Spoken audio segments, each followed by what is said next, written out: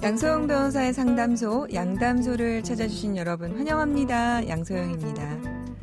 양육비를 주지 않은 부모들의 신상을 공개하는 배드 페어런츠 사이트가 있습니다. 배드 파들스와 다른 사이트죠.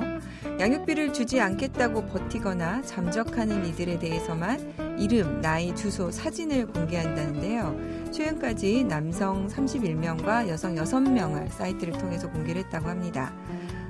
그런데 얼마 전 이 사이트를 운영하고 있는 분에 대해서 명예훼손 사건이 있었는데 2심이 있었습니다.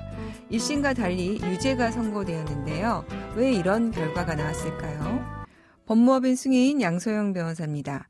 네, 배드 페어런츠 사이트 운영자에게 2심 재판부가 1심에서는 무죄를 선고를 했는데 이 결정을 뒤집고 유죄를 선고했습니다. 법원은 명예훼손 등 혐의를 받는 강민서 양육비 해결 모임 양해모 대표의 항소심 선고 공판에서 벌금 80만 원을 선고했습니다. 2심 재판부는 양육비 미지급자 신상 공개가 법적으로 규정이 없는 상황에서 강 대표는 사적인 감정을 바탕으로 자의적인 판단을 내렸다면서 이 경우에 신상 공개가 공공의 이익에 관한 것이라고 보기는 어렵다고 했습니다. 이번 신상 공개로 문제가 된 남성의 자녀들이 모두 성년이 된 지 오래돼서 긴급하게 양육비를 지급하도록 강제할 이유가 있다고 보기도 어렵다. 이제 이런 부분도 좀 판단을 한 것 같네요.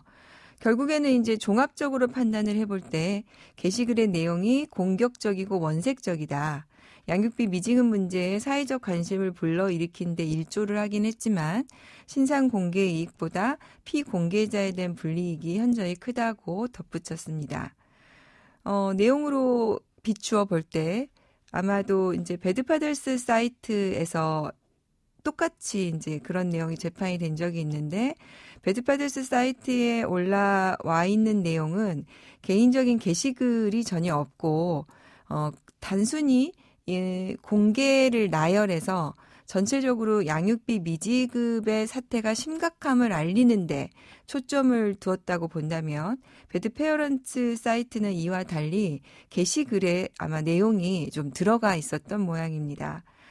그리고 이제 법원에서 판단하는 것처럼 신상 공개된 사연들이 이미 이제 자녀들이 성년이 되어서 양육비 미지급에 대한 그런 그 중요성을 봤을 때 신상 공개에 대한 불법적인 부분과 이거를 형량을 해봤을 때 그것이 그렇게 중하지 않다. 아마 이렇게 본 것이 아닌가라는 생각이 듭니다. 앞으로 이제 배드 파들스 사이트 많이 알고 계시는 배드 파들스 사이트에 대한 항소심이 진행될 예정인데요. 이 배드 페어런츠 사이트에 대해서 이번에 유죄가 나오면서 사실 배드 파들스 사이트에 악영향을 끼치지 않을까 걱정되는 면이 좀 있습니다.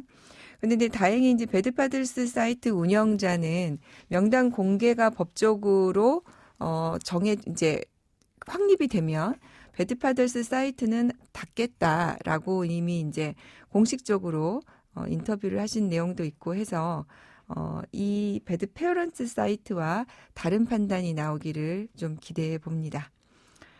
양담소에서 함께 나눠볼 법률 궁금증이 있으시다면 YTN 라디오 양소영 변호사의 상담소 홈페이지에 남겨주시면 됩니다.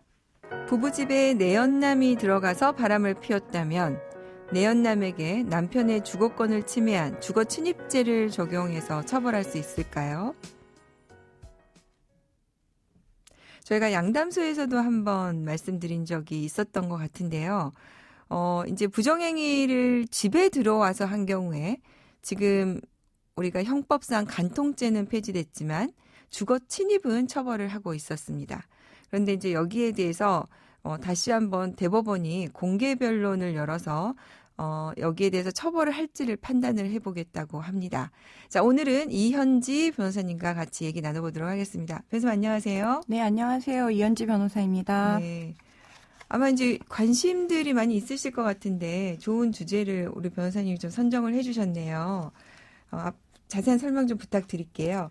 저희가 이제 사건을 하다 보면 거주인 집으로 부정행위 상대방을 불러서 부정행위를 저지르는 경우가 가끔 있습니다. 이런 경우에 이제 그동안은 주거 침입죄가 성립되었었잖아요. 네, 그렇습니다. 그 집에는 있지 않았지만 그 배우자의 사실상 주거의 평온이 침해됐다고 봐서 네. 형법상으로 주거 침입죄를 인정해 왔는데요. 그런데 이제 간통죄가 폐지가 되면서 네. 부정행위에 대해서는 형사처벌이 불가해지지 않았습니까?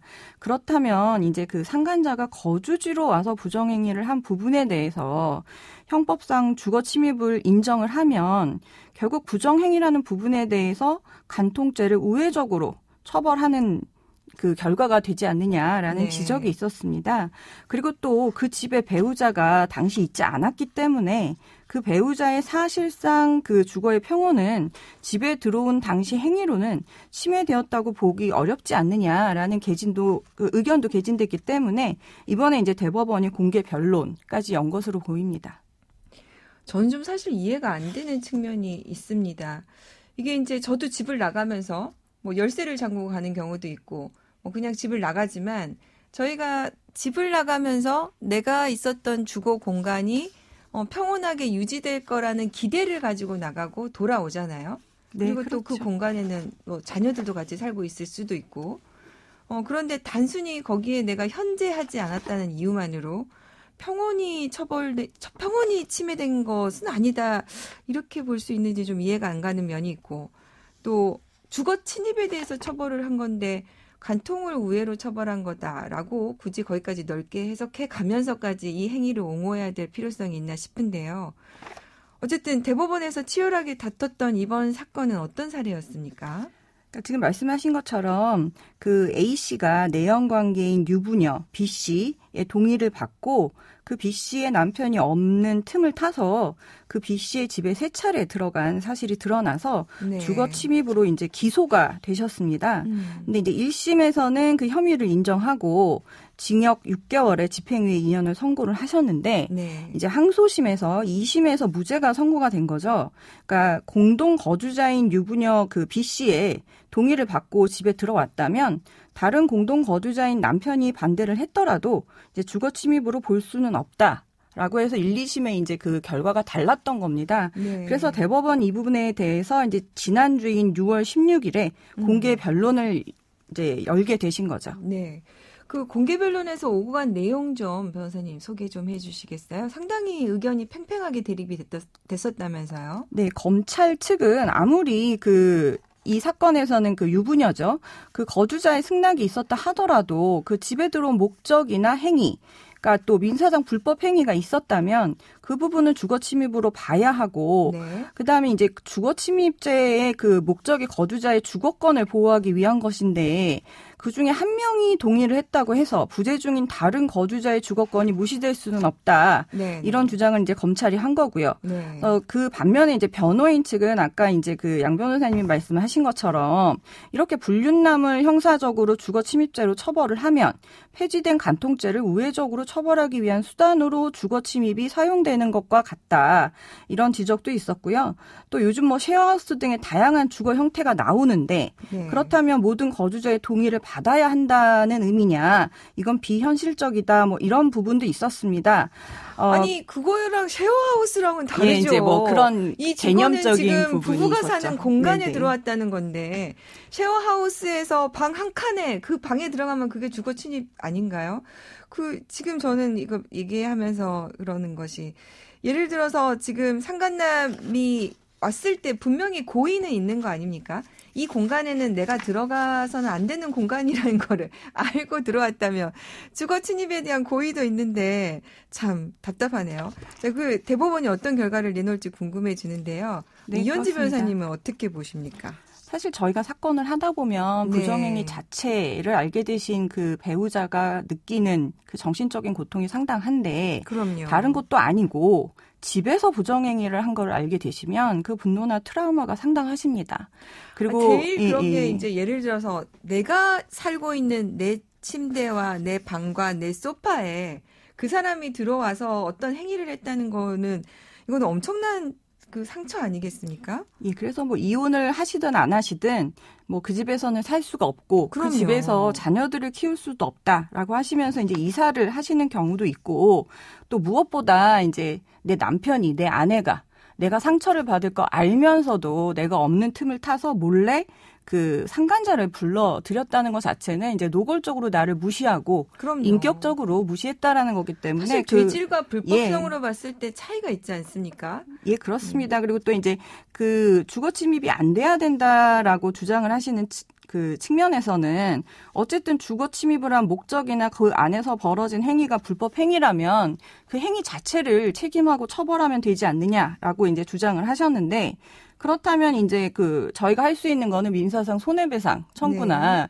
위자료 청구인데, 사실 그 손해배상액이 아직까지는 뭐 우리나라에서 징벌적 손해배상액이 인정되지 않기 때문에 정신적 고통을 그렇게 이제 그 보전해 주기는 아직은 좀 미흡한 면도 있는 것 같은데, 또 한편으로 보면 호텔에서 부정행위를 하면 민사상 책임밖에 없는데 이제 똑같은 부정행위인데 집에서 있었다는 이유로 형사처벌이 가능하냐, 이것이 이제 공평하냐, 이제 이런 지적도 분명히 있긴 있는 것 같습니다.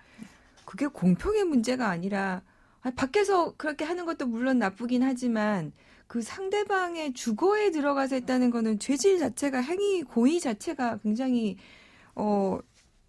저희가 이제 죄질이라고 많이 얘기하지 않습니까? 형법상. 네네. 죄질이 불량한 경우라고 봐야 되는 게 아닌가.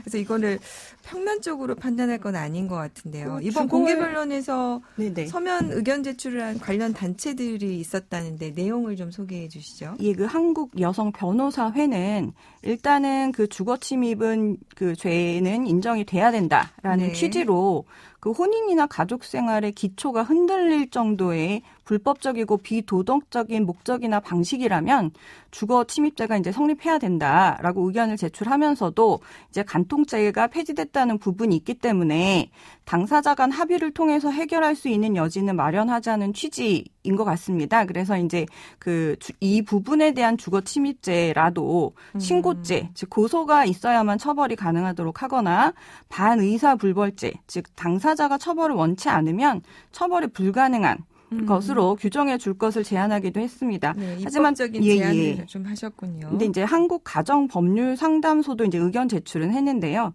그렇다면 출입에 동의한 거주자의 그 자유와 평온을 침해하는 결과는 뭐 어떻게 할 것이냐라고 하면서 이제 이 주거 침입죄 인정은 좀 신중해야 된다라는 의견도 사실 있기는 했습니다. 네. 정말 법리적으로나 구체적 타당성 측면에서 대법원의 고민이 좀 깊어질 것으로 보입니다. 오늘 방송 들으시는 우리 청취자분들은 어떻게 생각하시는지, 아마 이제 국민들이 어떻게 생각하시는지 이런 부분도 대법원 공개변론 결론을 내릴 때 아무래도 참고를 좀 하실 것 같습니다. 자, 오늘 이현지 변호사님 함께했습니다. 감사합니다. 감사합니다.